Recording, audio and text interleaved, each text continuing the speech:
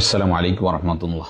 ওয়ালাইকুম আসসালাম রহমতুল্লাহি ওয়া বারাকাতুহু। আমার হাতে দেখতে পাচ্ছেন হাজিরাতের চাবি 2 নামক একটি বই। হ্যাঁ, অবশ্যই আমরা হাজিরার বইটা দেখতে পারতেছি, কিন্তু হাজিরার যে চাবি আছে না, চাবিটা মনে হয় আনতে ভুলে গেছেন। দেখেন তো এটা আপনার চাবি কিনা।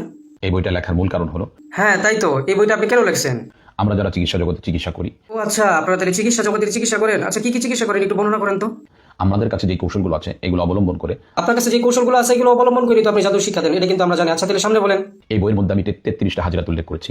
এ হে ভাই, কামটা কইরালছে, হাতে 33টা জাদুর কথা উল্লেখ করছে। আচ্ছা তাহলে আমাদের একটু বলেন। এক নম্বরে উল্লেখ করেছি আমি নিজে যেই হাজিরাতটা করি এই হাজিরাতটা। ভাই আমরা মনটা আমাদের দুঃখ দেয়াল ছুঁই। আমি মনে করছি কি যে আমরা মাদ্রাসার মধ্যে যে হুজুরা হাজিরাটা কেনা আর আমরা বলি না লাভ ভাই, আমি এটা মনে করছিলাম।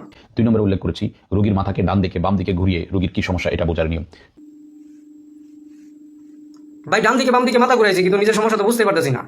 কাচের গ্লাসের মধ্যে পানি রেখে কি এমন দোয়া রয়েছে যেগুলো পরে ফু দিয়ে রোগীকে অথবা আপনি নিজেই দেখতে পাবেন যে রোগীর কি সমস্যা হচ্ছে। কাঁচের গ্লাসের অনেক দাম, আমার কাছে একটা প্লাস্টিকের গ্লাস আছে আর একটা স্টিলের গ্লাস আছে, এটা দিয়ে কি হইব? ডিমের মধ্যে অথবা আংটির মধ্যে রোগীর কি সমস্যা এটা কিভাবে দেখবেন এই বিষয়টাকে এর মধ্যে উল্লেখ করা হয়েছে। কইতে কইতে কিন্তু ভাই আপনি ভুল করে জুইন। ডিমটা কিন্তু মানুষ খায় আর আংটি কিন্তু ব্যবহার করে, আর আপনারা কিন্তু ওই ডিম দেওয়া আর আংটি দিয়ে কিন্তু মানুষের জাদুবিদ্যা শিখাইতেছেন, এটা কিন্তু মানুষের আমি কয়ে দেয়। এরপর উল্লেখ করা হয়েছে আয়াতুল কুরসির মাধ্যমে আয়নার মধ্যে আপনি নিজেই কিভাবে হাজিরাত করবেন এই বিষয়টাকে উল্লেখ করা হয়েছে। একটা জিনিস হয়তো আপনারা ক্লিয়ার হইতে পারলেন যে আয়াতুল কুরসির মাধ্যমে কিন্তু তারা এই জাদুবিদ্যাগুলো করে, অথবা বিভিন্ন আয়াতের মাধ্যমে। তার ভিতরে কিছু আয়াত মাশহুর আছে, যেরকম ইন্নাল্লাযীনা ফাতানুল মুমিনিনা ওয়াল মুমিনাত সুম্মা লাম ইয়াতুবু ফালাহুম আযাবু জাহান্নাম ওয়া লাহুম আযাবুল হারিক। তো এই আয়াতের মাধ্যমে তারা এই আয়না দর্পণগুলো করে। এটা একেবারেই শিরক। শিরক কেন জানেন? তারা কিন্তু এই আয়না দর্পণের জন্য এমন ব্যক্তিকে ব্যবহার করে যার রাশি হইতে হয় তুলা রাশি, আর ইসলামে রাশি বলতে কোনো কিছু নাই। তো যারা রাশি গণনা করে তারা হচ্ছে আপনার গণক, আর গণকের ব্যাপারে কিন্তু অনেকগুলো আয়াত বর্ণনা করা আছে, যে আল্লাহ তাআলা স্পষ্টভাবে হারাম এবং নিষিদ্ধ বর্ণনা করছেন। এর মধ্যে উল্লেখ করা হয়েছে রোগীর শরীরে জিনকে আপনি কিভাবে শিকলের মাধ্যমে বেঁধে রাখবেন এই বিষয়টা উল্লেখ করা হয়েছে। এই সমস্ত জাদুঘরের কাছে জিন হচ্ছে গরু অথবা ছাগল, যাকে তারা চাইলে রশি অথবা শিকল দ্বারা বাইন্ধা রাখতে পারে। তো আপনারা হয়তো জানেন না যে কোরআনের আয়াতের মাধ্যমে অনেকেই কিন্তু আপনাদেরকে জাদুবিদ্যা শিক্ষা দেয়। তার ভিতরে একটা হচ্ছে যে এই যে আশাকে মিলানোর জন্য, অর্থাৎ প্রেমিক প্রেমিকাকে মিলানোর জন্য তারা একটা আয়াত ব্যবহার করে, যে ইউহিব্বুনাহুম কাহুব্বিল্লাহ ওয়াল্লাযীনা আমানু আশাদ্দু হুব্বান লিল্লাহ। তো আপনি চিন্তা করেন, যে জায়গায় প্রেমিক প্রেমিকা মানেই হচ্ছে আপনার হারাম, তো এটাকে তারা মিলানোর জন্য ব্যবহার করছে কি? কোরআনের আয়াত। তো এটা কি জায়েজ?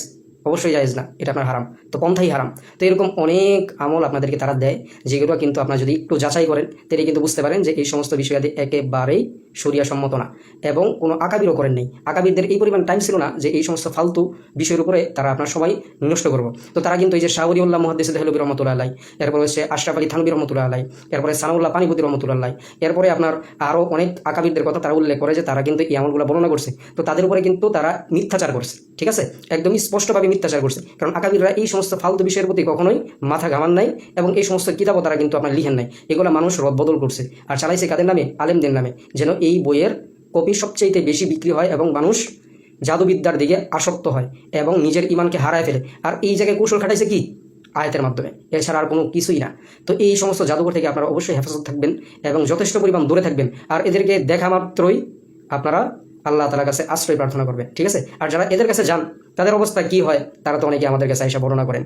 তো বাকি যারা এই সমস্ত এই জাদুঘরের পক্ষ হয়ে কথা বলতে আসেন তাদের মাথায় কোনো পরিমাণ ঘিলু নাই।